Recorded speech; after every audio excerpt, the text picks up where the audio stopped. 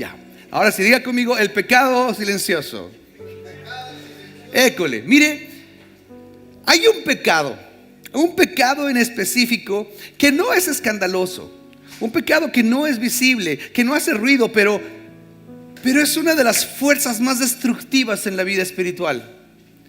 Y ese pecado se mueve en medio de la iglesia sin hacer bulla, se mueve en medio de la iglesia sin hacer escándalo. Y es muy posible que muchos de los que estamos acá en el salón estamos luchando con este pecado, y sin darnos cuenta, este pecado está cohibiendo muchas cosas que Dios quiere, no solamente como iglesia, no solamente como ciudad, sino a nivel personal. Este pecado se llama la incredulidad. Mira lo que dice la Biblia en Juan capítulo 3, verso 36. Se lo puse en 3 versiones porque en estas 3 versiones aclara muchas cosas. Si usted no se vino más adelante, lo va a lamentar porque la letra está muy chiquita, pero vamos a tratar de leerlo juntos. ¿Le parece? Primero en la Reina Valera, a la cuenta de 3. 2, 3. El que cree en el Hijo tiene vida eterna, pero el que rehúsa creer en el Hijo no verá la vida, sino que la ira de Dios está sobre él. Mire cómo lo traduce la Biblia textual. 2, 3. El que cree en el Hijo tiene vida eterna, pero el que desobedece al Hijo. Pausa ahí. Mire, la Reina Valera dice el que rehúsa creer, pero esta versión dice que el que no cree camina en desobediencia. Cualquiera pensaría que esta es una versión aislada, pero la Biblia de las Américas también lo traduce de esta manera. Los que creen en el Hijo de Dios tienen vida eterna, los que no obedecen al Hijo. Diga conmigo, desobediencia. Según la Biblia, el rehusar creer es desobediencia. La incredulidad es una rebelión silenciosa contra Dios y contra la palabra de Dios. Tanto es así que Hebreos capítulo 3, verso 12 en adelante, dice la Biblia esto: mirad, hermanos. Si tiene alguien al lado, dile, pon atención.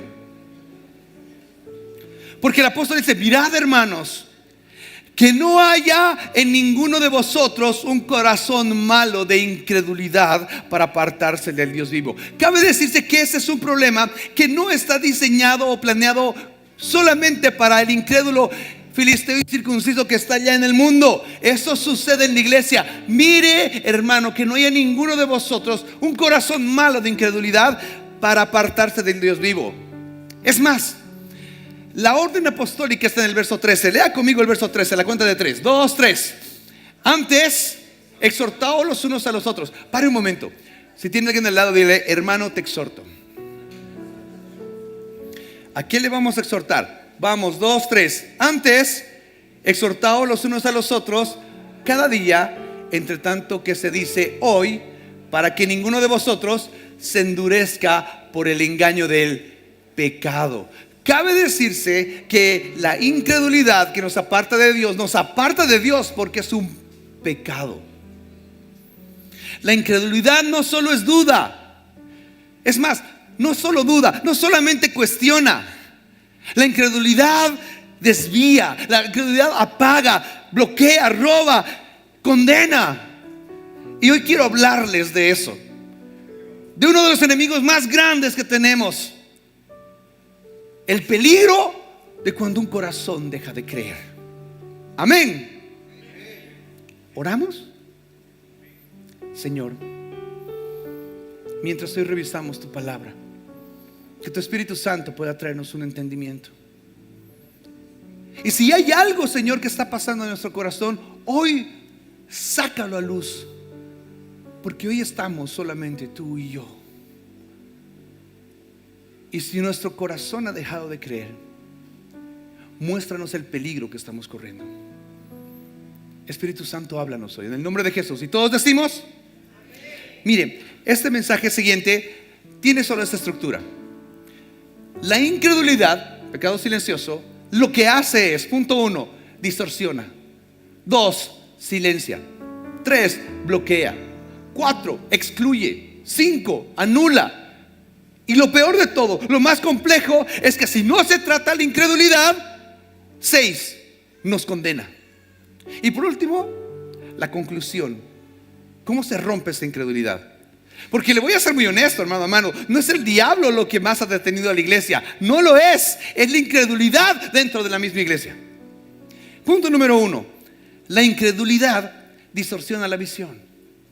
Cuando un creyente tiene este problema, su visión es dañada. ¿Recuerda la historia de Pedro? Pedro y sus amigos estaban en el barco y viene una tormenta terrible, y a la distancia ven llegar a alguien que ellos piensan que es un fantasma. Era Jesús.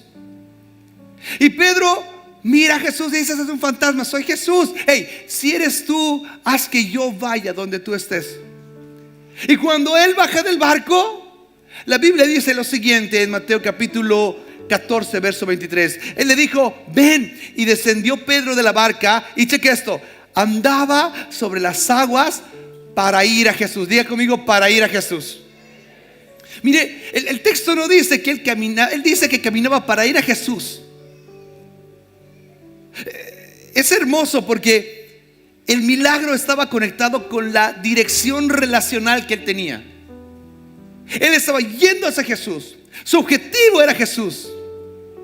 Mire, si hubiera existido la carta de Pablo en ese tiempo, tal vez vendría a la mente de Pedro porque por la fe andamos y no por vista, y yo creo que tú eres Jesús, por eso voy a caminar. Mientras está la fe, mientras la mirada espiritual está ubicada donde está Jesús, mientras esa fe está activa, es imposible que algo malo suceda. Y mire, lo que está haciendo en este momento Pedro es algo normal que haría un discípulo. Porque cualquiera pensaría: pero qué loco este Pedro, ¿cómo se va a bajar del barco? Pero es algo normal que un discípulo haría. Eres tú Jesús y tú estás caminando. Entonces si tú caminas, yo también puedo caminar. Lucas capítulo 6, verso 14 dice lo siguiente: el discípulo no es superior a su maestro, mas todo el que fuere perfeccionado será como su maestro. Lo normal es que seamos como aquella persona que nos discipula. Lo normal. Si tú caminas sobre el agua, yo también debo caminar sobre ella.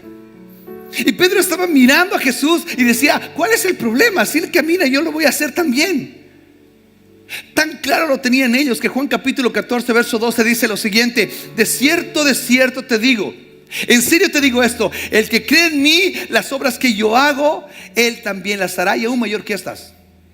O sea, yo camino, tú caminas sobre el agua. Es más, te puedo asegurar que tú vas a terminar volando sobre el agua. Porque lo mínimo que hace Jesús es caminar. Pero volvamos al texto, verso 30. Arranca el 30 con un pero. Diga conmigo: pero. Pero al ver el fuerte viento, tuvo miedo. Esto ya está muy raro. Esto está muy raro, porque él estaba viendo a Jesús y estaba caminando sobre el agua. Pero al ver el fuerte viento, es raro porque el viento no se ve, el viento se siente. Pero él cambió la mirada y empezó a ver el fuerte viento, y eso provocó que él tenga miedo, y comenzando a unirse a Dios diciendo: Señor, sálvame. Pero acuérdate que ellos estaban afligidos porque había una tormenta. El viento no apareció de la nada, el viento ya estaba ahí. Pedro simplemente empezó a prestarle atención a algo que ya estaba ahí. Sus pensamientos dejaron de estar enfocados en Jesús y empezó a volcarse en la circunstancia que había alrededor y que ya estaba ahí. Aquí está nuestro problema, hermanos amados. Los problemas ya están alrededor nuestro. Usted no tiene que salir a buscarse más problemas, usted ya tiene problemas. Pero si tenemos nuestra mirada enfocada en Jesús, los problemas se mitigan. Pero cuando dejamos de ver a Jesús, empezamos a ver de nuevo nuestro entorno. Entonces los problemas y nos empezamos a hundir. Mire, por eso es que la palabra de Dios dice en Isaías capítulo 26, verso 3: tú guardarás en completa paz. ¿Puede leer conmigo? ¿Le parece esa parte? Es brutal este versículo. A la cuenta de 3, 2, 3. Tú guardarás en completa paz aquel cuyo pensamiento en ti persevera. ¿Sabe por qué no tenemos paz muchas veces en nuestra vida? Porque nuestro pensamiento no persevera en Él. Porque muchas veces nuestra vista se desvía de Él. y empezamos a ver el fuerte viento. Que ya lo sentíamos, pero empezamos a verlo. Lo que gobierna nuestra mente. Diga conmigo, lo que gobierna mi mente. Lo que gobierna mi mente gobierna mi estabilidad. Cuando el enfoque cambia, la fe se debilita. Usted sabe la historia, pero permítame leérselo para aquel que no la conoce. El verso 31 de la misma historia dice: al momento Jesús, extendiendo la mano, asió de él y le dijo: hombre de poca fe, ¿por qué dudaste? Y sí, depende cómo usted lo lea, va a ser una tratada o va a ser un chiste. Porque es: hombre de poca fe, ¿por qué dudaste? Puede ser. Pero en mi cabeza es un Jesús un poco más amoroso que dice: hombre de poca fe, ¿por qué dudaste? También lo estabas haciendo. Y muchas veces eso pasa con nosotros, amigos. Lamentablemente tropezamos de nuestros problemas y es Jesús diciendo: oye, de nuevo. La pregunta que Jesús hace revela que el problema no era el entorno. La pregunta que Jesús hace revela que el problema no era el fuerte viento. El problema no es tu problema. Oye, parezco Arjona, ¿no? El problema no es tu problema. El problema es nuestra desconexión con Él. El momento en que nos desconectamos de Él, entonces ahí la cosa empieza a complicarse. Porque partimos mirando a Jesús, pero en medio camino empezamos a ver el problema. Jesús no reprende el intento de Pedro, reprende su inconstancia en la mirada. Él no reprende y dice: ay, ¿cómo te vas a hundir? Viene una vergüenza y además esto va a quedar registrado. ¿No ves que está Juan ahí escribiendo? Mira, está tomando puntos. Si hubiera cámaras, te hubiera sacado fotos. Es una vergüenza para la fe. No le dice eso. Lo que él reprende es la inconsistencia de la mirada de Jesús. El origen de la duda es el doble enfoque. Diga conmigo: doble enfoque. Donde todo se estropea es cuando tú y yo tenemos un doble enfoque. Cuando nuestro enfoque tiene que ser Cristo, todo lo demás empieza a menguar. Lea conmigo Santiago capítulo 1 verso 6. ¿Le parece? Vamos a leerlo juntos a la cuenta de 3. 2, 3. Pero pida con fe, no dudando nada. Vamos, iglesia. Porque el que duda es semejante a la onda del mar, que se arrastra por el viento y es echada por una parte a otra. Vamos, no piense pues quien tal haga que recibirá cosa alguna del Señor. Fuerte. El hombre de doble ánimo es inconstante en todos sus caminos. Porque el problema y el origen de la duda es el doble enfoque. ¿Ha intentado alguna vez ver dos puntos diferentes? Uno aquí, tic, y luego dejar de ver ahí y luego ver el otro lado. No se puede, ¿no? Porque cuando queremos tener doble enfoque, nuestros ojos se... o estás viendo aquí o estás viendo allá. Nuestro objetivo es ver a Cristo. Cuando ocurre un doble enfoque y empezamos a ver nuestro problema y le damos más importancia a ese problema en vez de estar viendo a Cristo, es entonces cuando nuestra vista se va a desviar por completo. Miren lo que dice la Biblia en Hebreos capítulo 12 verso 1 al 2. Porque la única manera de salir de este doble enfoque es ver con fe al que ha consumado la fe, el autor y consumador de la fe. Así se salen de los problemas. Hebreos 12:1. Por tanto, nosotros también, teniendo alrededor nuestra tan gran nube de testigos, despojémonos de todo peso, del pecado que nos asedia, de los problemas, de lo que está ahí, y corramos con paciencia la carrera que tenemos por delante. Pedro, tú corre. Mira, si tienes a alguien de lado, dile: Pedro, tú corre a Jesús. Eso dile: Pedro, tú corre a Jesús. ¿Cómo? Puesto los ojos en Jesús, el autor y consumador de la fe. ¿Sabe qué es todo lo contrario a fe? Incredulidad.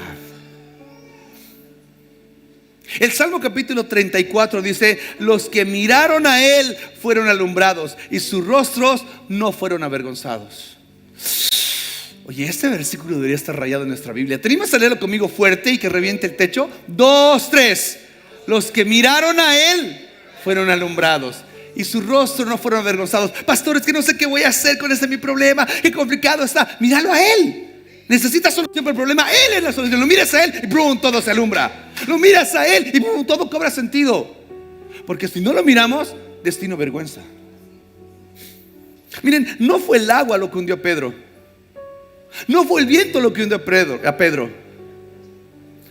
Fue el dejar de mirar a Jesús. Y miren, hoy el Espíritu Santo nos está alineando nuestra mirada. Porque en cuántas cosas hemos dejado de mirar a Jesús. Si volvemos a mirar a Cristo, si volvemos a caminar sobre lo imposible, el problema se va a solucionar. ¿Dice amén? Oh, respóndete para ti, ¿cuál es tu problema hoy?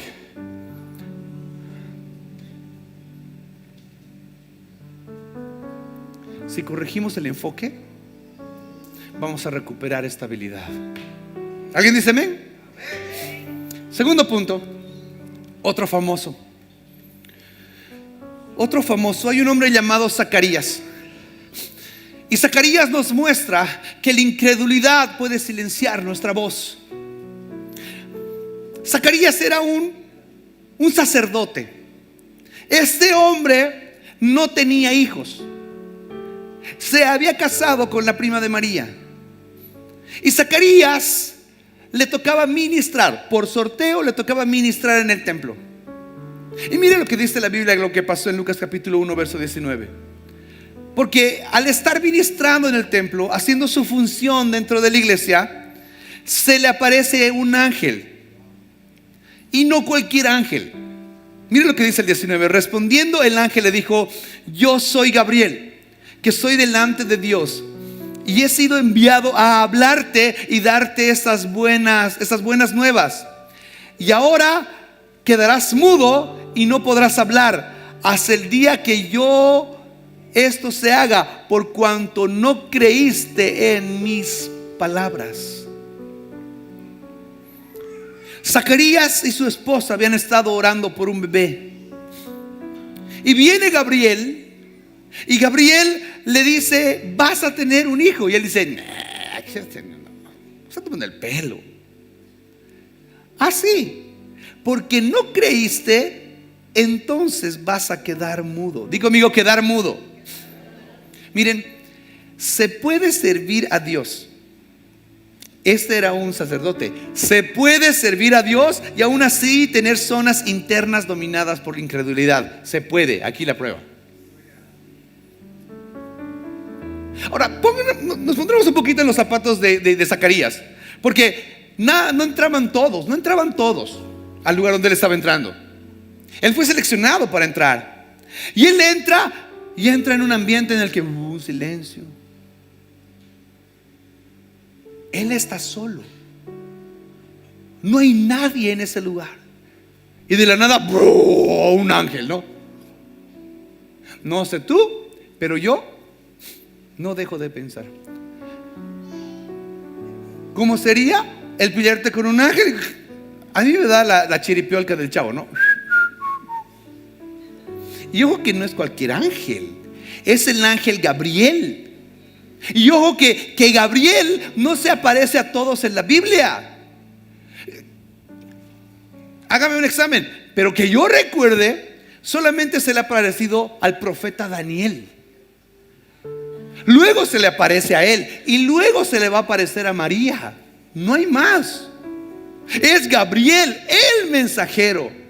Dios estaba usando una mensajería de alto nivel para confirmar una promesa. Dios va a responder tu oración. Dios va a responder tu oración. Dígale a la persona que tienes al lado, dígale esto, dígale: Dios va a responder tu oración.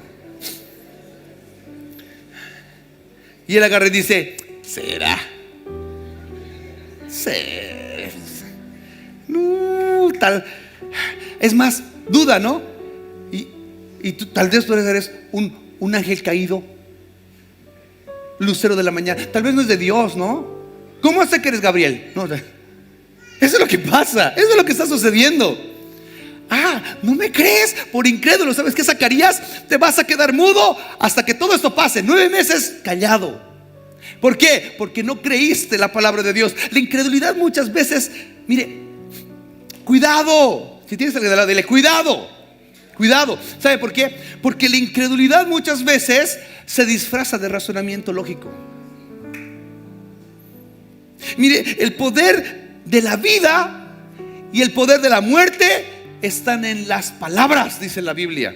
Proverbios capítulo 18, 21. La muerte y la vida están en el poder de la lengua. El que la ama comerá de sus frutos. Está bien, pero ¿cómo hago si quedo mudo? Porque si no puedo hablar, no puedo hablar vida. ¿Me entiende cuál es el problema?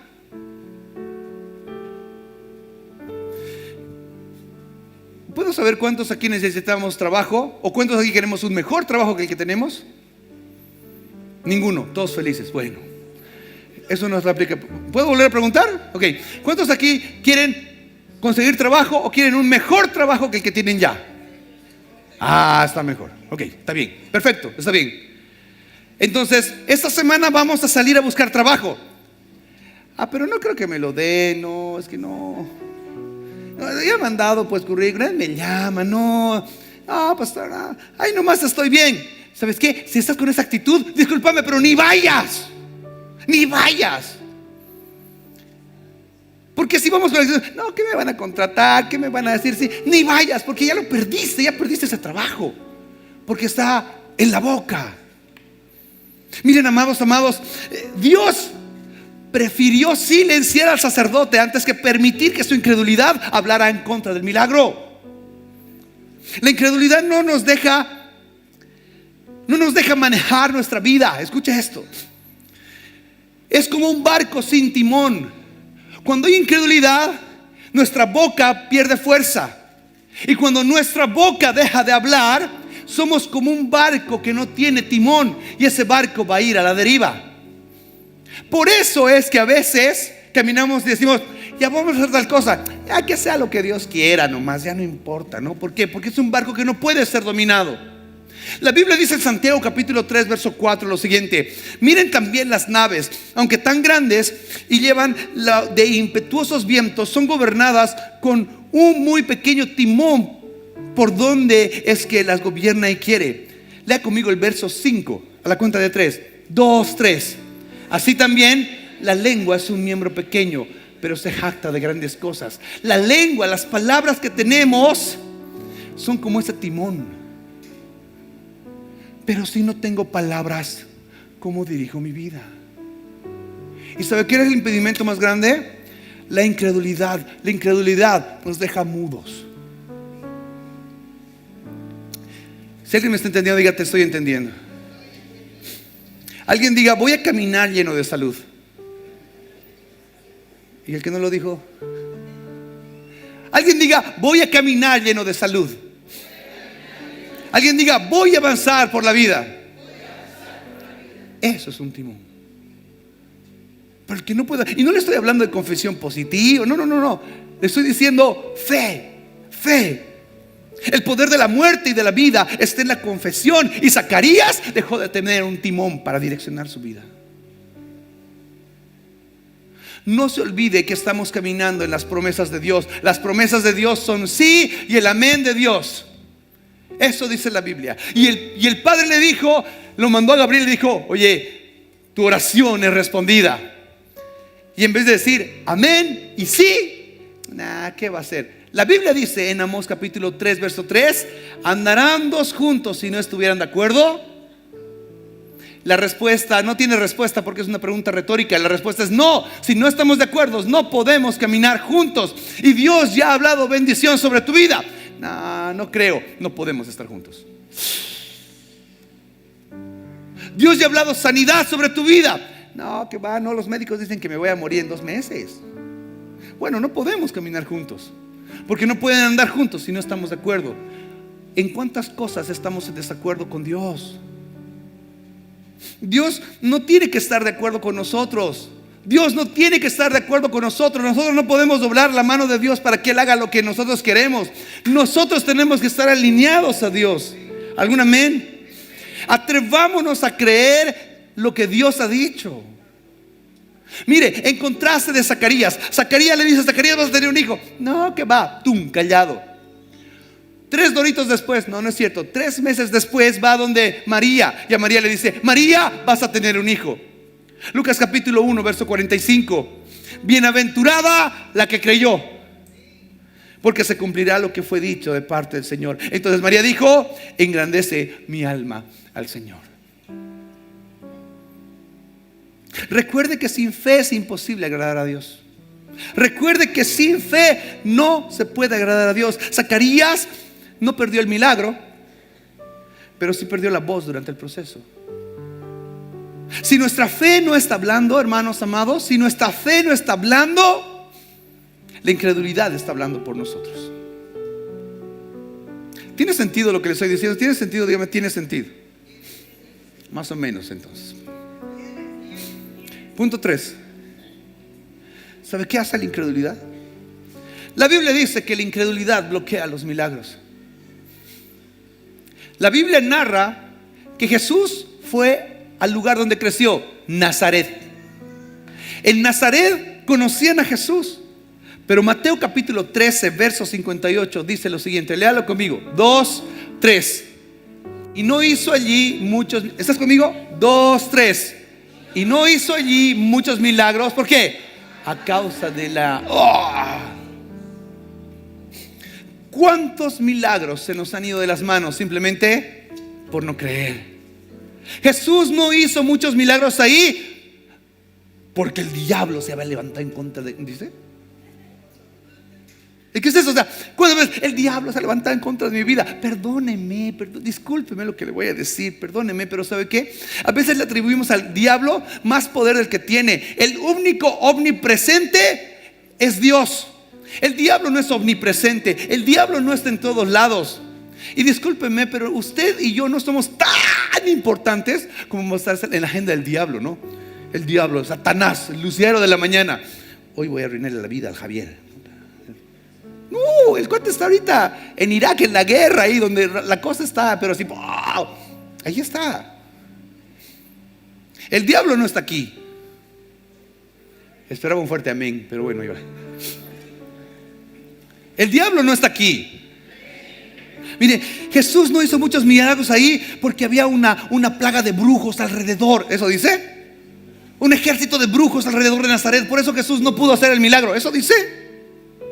La ausencia de una vida milagrosa no tiene que ver con el diablo ni con la brujería. Tiene que ver con la incredulidad.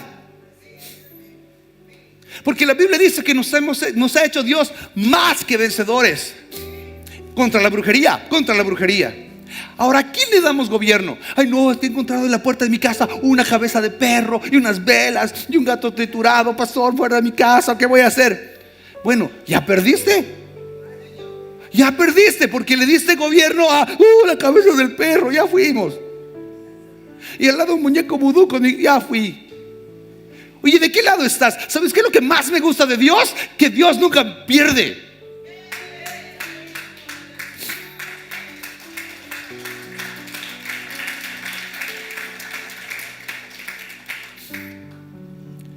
La ausencia de una vida milagrosa tiene que ver más con la incredulidad. Un perro muerto en mi puerta, hay una gallina muerta y también, qué macana, ahora ¿quién va a limpiar esto? Esa es la respuesta. En el nombre de Jesús, esto fue a la hora. Amén. Sigamos adelante. ¿Por qué? Por el camino de gloria en gloria, de victoria en victoria. ¿Alguien dice amén? Esa es la actitud. Ahora, amados, miren, Hebreos capítulo 4, verso 2. Porque también a nosotros se nos ha anunciado la buena noticia como ellos, pero no les aprovechó el oír la palabra por no ir acompañado de fe. El milagro está, la bendición está, el propósito divino está. Por eso hay pasajes como Efesios capítulo 1 que dice que Él nos bendijo con toda bendición espiritual. Por eso hay pasajes como Jeremías capítulo 29 donde dice: tengo para ustedes pensamientos de bien y no de mal tengo para ustedes. O Salmos capítulo 136 donde dice que hay que en el libro están escritas todas aquellas cosas que Él ha planificado para nosotros. Pero la incredulidad es un bloqueo. Si tienes a alguien al lado, dile lo siguiente: dile, ya quita el bloqueo. Hermanos, solo considere esta pregunta: ¿a qué venimos a la iglesia? ¿A qué venimos a la iglesia? Venimos a la iglesia a filtrar cuán bonito tocan los de la alabanza, qué están cantando, a filtrar la prédica del pastor, a ver quién viene, a ver quién no viene, a ver si viene el que me ha caído, el que no me ha caído. ¿A eso venimos? ¿Saben qué? Dios está en medio nuestro. Él está en este lugar. Él va a sanar, Él va a fortalecer, Él va a hacer milagros hoy. Alguien está enfermo, pídale a Dios, Él puede sanar. Alguien necesita que Él abra puertas, pidámosla. Él está en medio nuestro. ¿Será? Ya la perdiste. Los de Nazaret vivieron con Jesús. Los de Nazaret lo vieron crecer desde chiquito. ¿Y quién es este que está haciendo milagros? Es el hijo del carpintero, el de la vuelta de don José. Mira vos. No, ¿qué va a ser? Pues carpinterito. Mire, si nosotros vemos a Jesús como un simple carpintero, lo único que va a hacer Jesús es darnos mesas y sillas, punto. Pero Jesús es nuestro sanador, amén. Jesús es nuestro salvador, amén. Jesús es nuestro restaurador, amén. Él nos trae libertad, amén. Él es la fuente de bendición, Él es el rey, Él es el profeta, Él es todo.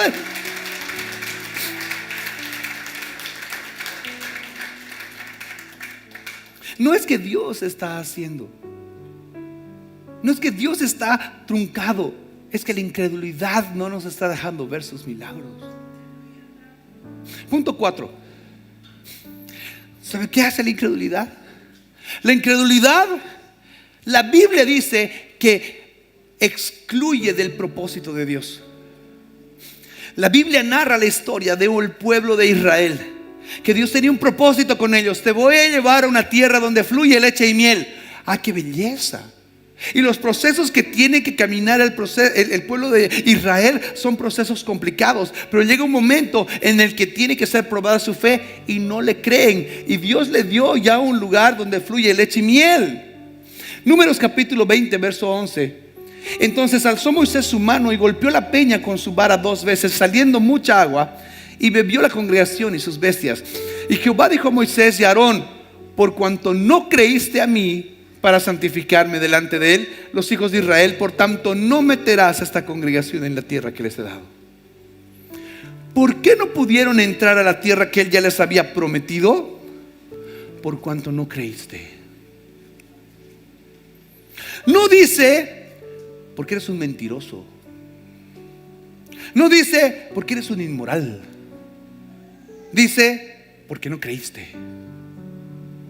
Hermanos, la incredulidad es tratada por Dios como un factor determinante del cumplimiento de su propósito. Nos podemos descalificar del propósito de Dios, aunque le estemos sirviendo, porque estaban ahí sirviéndole a Dios, por no creerle. La Biblia dice que la tierra era de ellos. La Biblia dice que Él ya les había dado. No meterás a esta congregación en la tierra que ya les he dado, dice el versículo. Ellos estaban destinados a vivir en la tierra prometida. La promesa estaba en el tiempo perfecto, en el lugar perfecto. Estaban a nada y tuvieron que dar vueltas 40 años por incredulidad. Hebreos 4:6 dice lo siguiente: por lo tanto, puesto que falta que algunos entren en él, y aquellos a quienes primero se les anunció la buena nueva no entraron por causa de la desobediencia. ¿Cuál fue la desobediencia? La incredulidad. Esta es una prueba de que se puede tener una promesa de Dios legalmente otorgada. Se puede tener una promesa legalmente otorgada, pero no vivirla, no experimentarla, no tenerla manifiesta, porque dejamos de creer. Porque el propósito de Dios es soberano, amén. O sea, se cumplen en términos globales y generales y legales.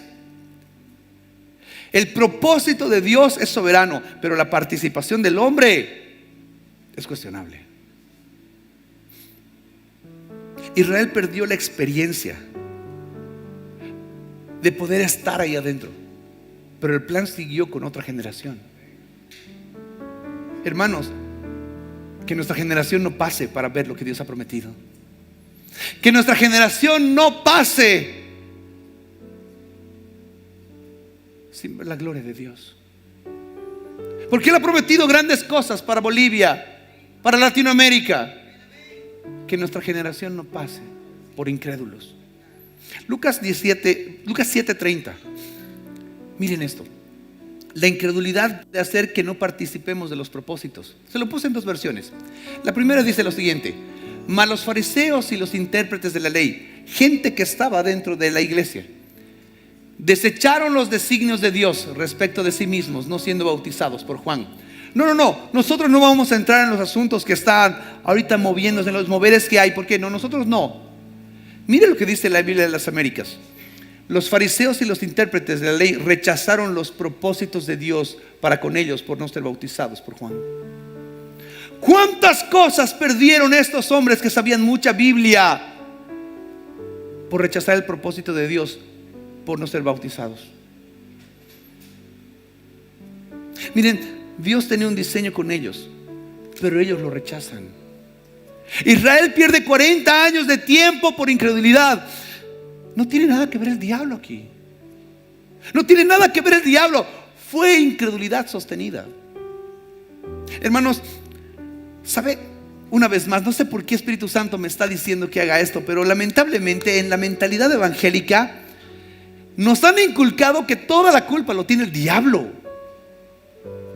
Ay, pastor, no he llegado temprano a la iglesia porque el diablo ha puesto todos los semáforos en rojo. Este diablo asqueroso, ¿no?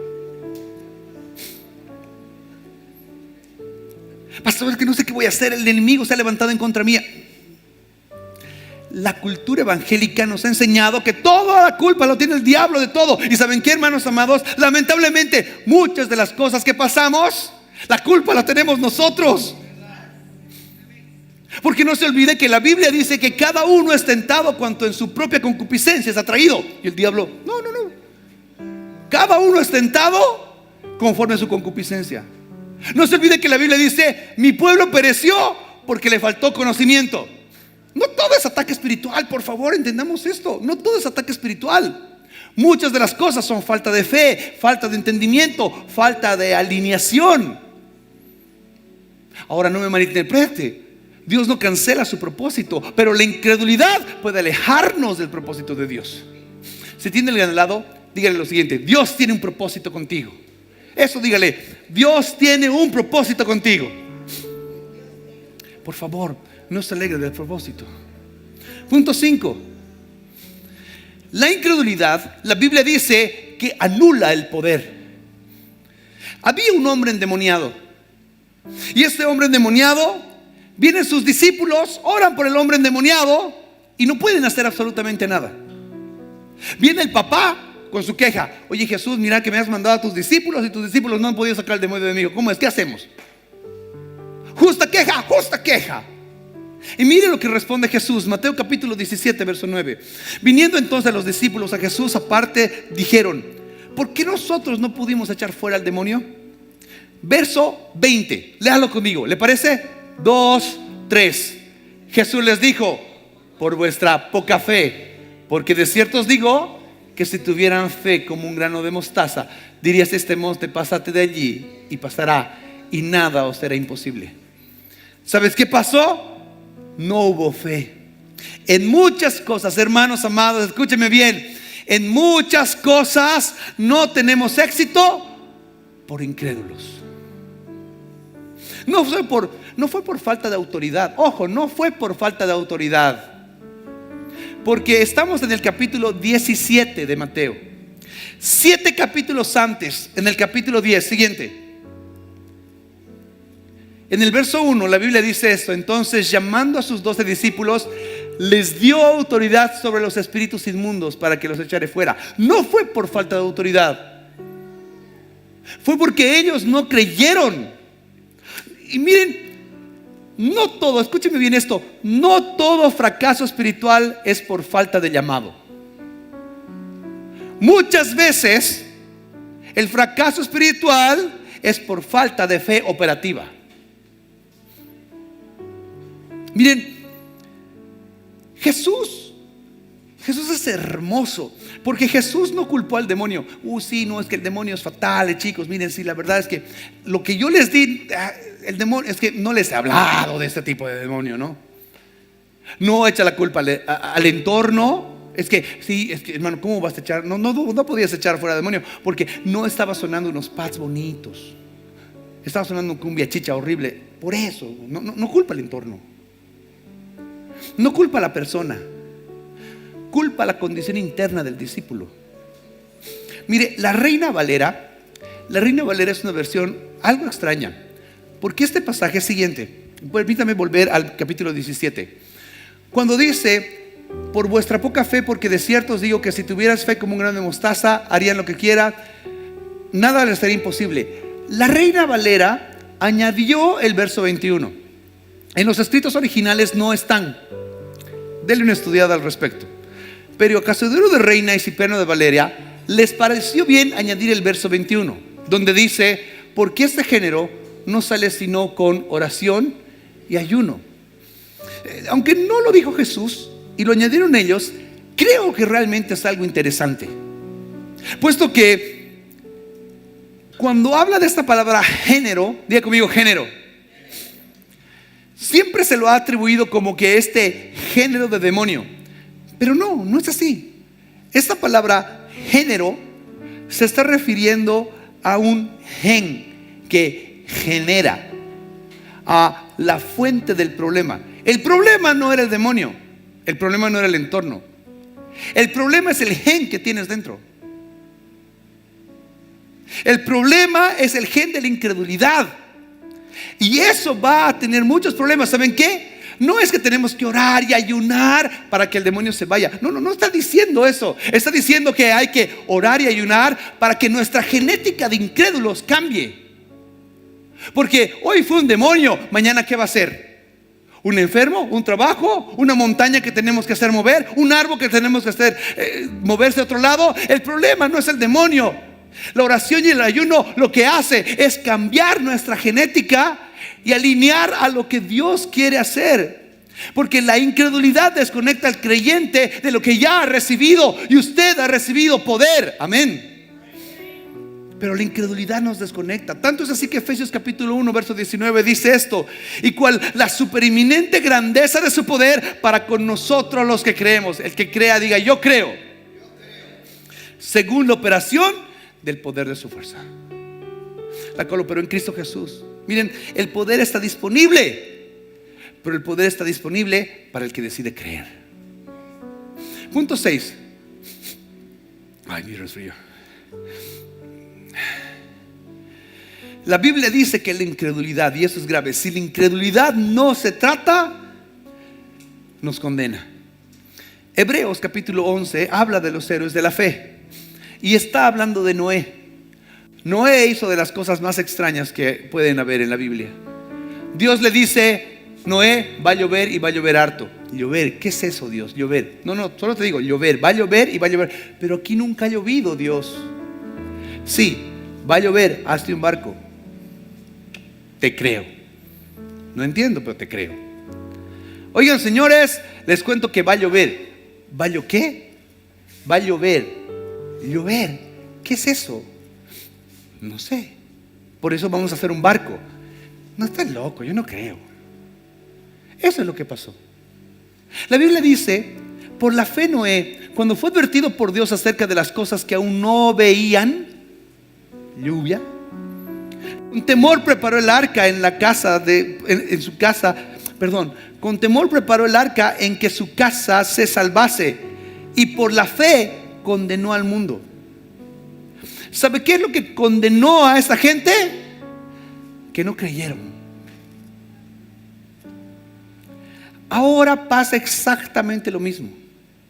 Juan capítulo 3 verso 16, tal vez el verso que todos no lo sabemos de memoria. Porque de tal manera amó Dios al mundo, que ha dado a su Hijo unigénito, para que todo aquel que en él cree no se pierda, mas tenga vida eterna. Porque no envió Dios a su Hijo al mundo para condenar al mundo. El objetivo no es condenación, sino para que el mundo sea salvo por él. El que en él cree no es condenado, pero el que no cree ya ha sido condenado, porque no ha creído en el nombre del unigénito Hijo de Dios. El que cree en el Hijo tiene la vida eterna, pero el que rehúsa creer en el Hijo no verá la vida, sino que la ira de Dios está sobre él. El que persiste en no creer en lo que Jesús ha dicho está en la ira de Dios. No dice estará, está en la ira de Dios. Mire, hay gente que cree en el Hijo. Hay gente que cree en Jesús. Gracias, amor. Perdón, hay gente que cree en Dios. Eso quería decir, mi nariz. ¿Me puedes perdonar un ratito? Sí. Si no, no voy a terminar la predica.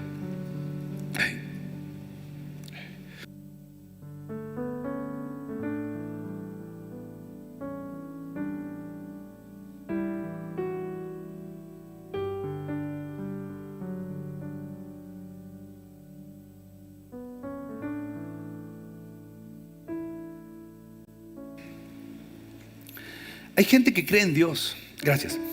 Hay gente que cree en Dios, que cree en el Padre, pero que no le cree al Hijo. Si salimos a preguntar a la gente que hoy ha visto películas de la Semana Santa y decimos, ¿usted cree en Dios? Claro, creo en Dios. Por eso se golpeó el pecho. ¿Usted cree en Dios? Sí. ¿Y cree en lo que Jesús ha hecho por usted? ¿Qué cosa? ¿Y cree que si usted entrega su vida a Jesús, sus pecados son perdonados? Yo soy buena persona. ¿Qué pecados? ¿Me hago entender? Mire, Romanos capítulo 11. Este pasaje está largo, del 17 al 22. Yo leo el 17, usted el 18 y así avanzamos. ¿Le parece? Mire lo que dice la Biblia. Algunas ramas del árbol de Abraham, está hablando de Israel, algunos del pueblo de Israel han sido arrancados, y ustedes los gentiles, nosotros, que eran ramas de un olivo silvestre, fueron injertados. Así que ahora ustedes también reciben la bendición que Dios prometió a Abraham y a sus hijos, por lo cual comparten con ellos el alimento nutritivo que proviene de la raíz del olivo especial de Dios.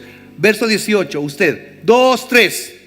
Así que no se jacten de haber sido injertados para reemplazar a las ramas que fueron arrancadas. Vamos, iglesia, ustedes son solo una rama, no son la raíz.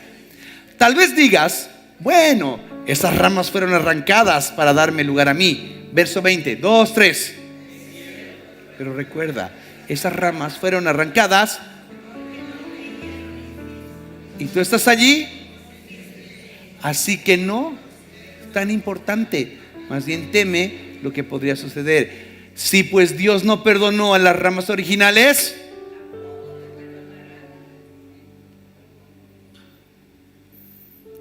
porque la incredulidad puede volver una vez más a nuestra vida. Miren, la fe no se mantiene, la fe nos mantiene en el olivo de la salvación. El asunto no es comenzar creyendo, el asunto es permanecer creyendo, hermanos amados. Hebreos capítulo 10. Mas el justo por la fe va a vivir, pero si retrocede, no le agrada a mi alma. Lea conmigo el 39 y alégrese. Y después de eso aplaude este versículo que está brutal. 2, 3. Pero nosotros, sino los que tienen fe. Dile un aplauso a la palabra de Dios.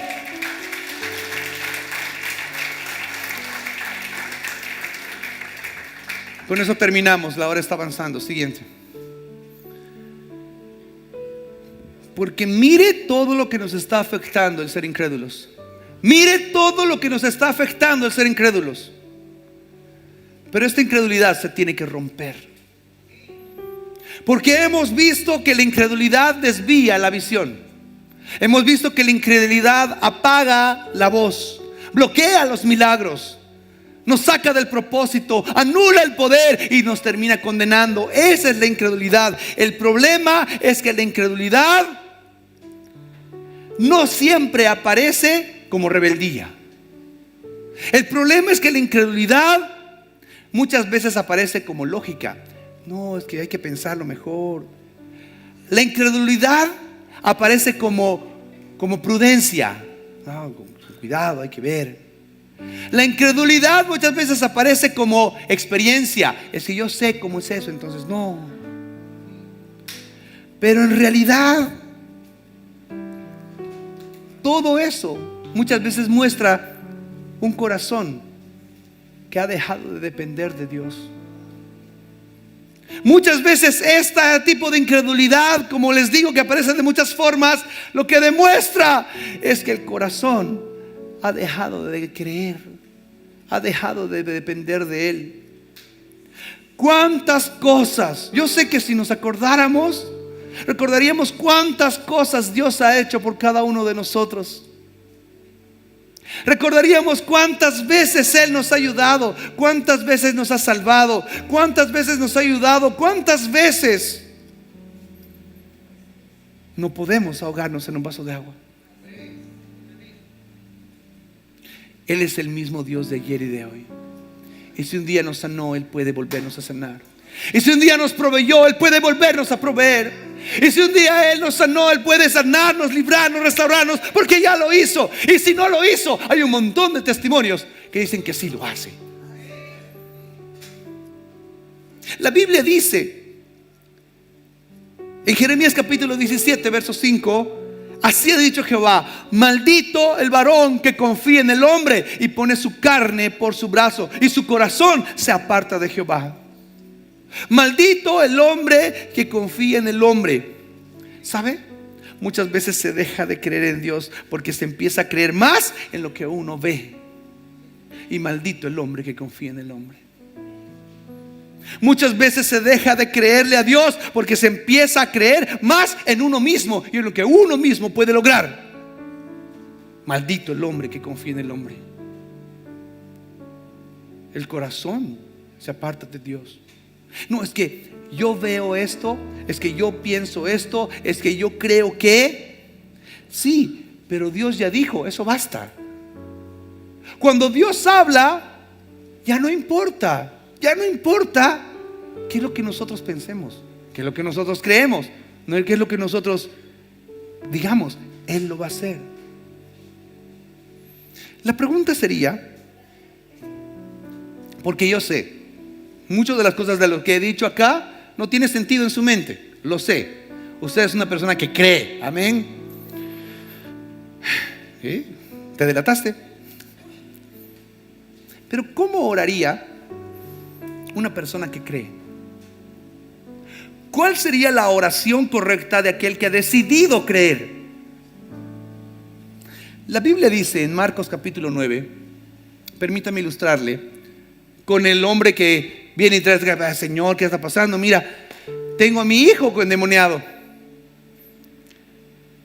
En uno de los evangelios narra la historia de decir: hey, les faltó fe, muchachos. ¿Se acuerda? Ya lo hemos revisado.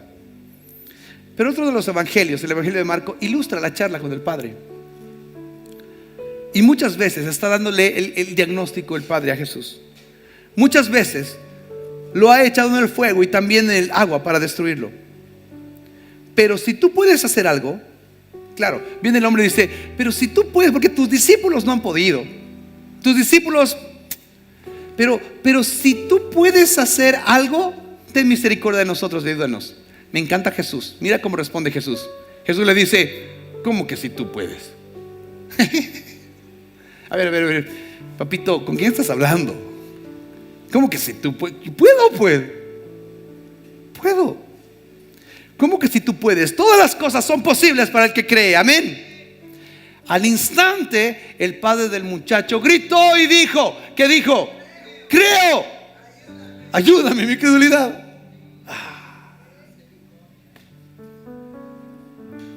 Porque yo sé, en un auditorio como este hay mucha gente que no tiene este problema. Pero si la gente que no tiene este problema, sí, Señor, yo te creo, tiene que decir: ayúdame en mi incredulidad. ¿Cuánto más nos espera a nosotros que sí tenemos este pecado? Yo creo que hoy es un día para comenzar a creer. Señor, alguien diga: Señor, ayúdame a creer.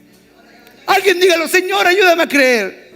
¿Cuántas cosas hay para tu vida? ¿Cuántas cosas Dios ha planificado? Dile: Señor, ayúdame a creer. Ayúdame a creer. Porque eso es lo que activa el cielo. Esa actitud vence todo lo que puede estar mal en el mundo. Todo lo que puede estar mal en el mundo, esa actitud hace cambiar todo. Porque 1 de Juan capítulo 5 verso 4 dice: porque todo lo que es nacido de Dios vence al mundo. Y esa es la victoria que ha vencido al mundo, vuestra fe. Señor, ayúdame a creer. Porque el mundo tiene que cambiar, mi entorno tiene que cambiar. La incredulidad ha mantenido lejos a muchos de nosotros de lo que Dios ya ha preparado. Pero una decisión de fe introduce en lo que Él ya terminó. Hermanos, no es que Dios no haya hecho las cosas, es que la incredulidad no nos ha permitido entrar a las cosas que Él ha terminado. Pero hoy que la fe crezca, hermanos. Pero hoy que la fe crezca, la incredulidad nos ha desconectado de lo invisible. La incredulidad nos ha apartado de aquellas cosas que teníamos que ver. Pero la fe nos puede reconectar con el poder de Dios y nos puede reconectar con la acción de dar los pasos que tenemos que dar. Usted ya no necesita más tiempo. No necesitamos más señales. Hermanos amados, no necesitamos más evidencias. Se necesita creer en lo que Dios ya dijo. Creo. Ayuda en mi incredulidad. ¿Se anima a orar conmigo hoy? Porque yo sé que hoy Espíritu Santo nos ha desnudado un poco. Y sé que Espíritu Santo puede traer muchas más cosas a nuestra mente que Él ya ha hablado.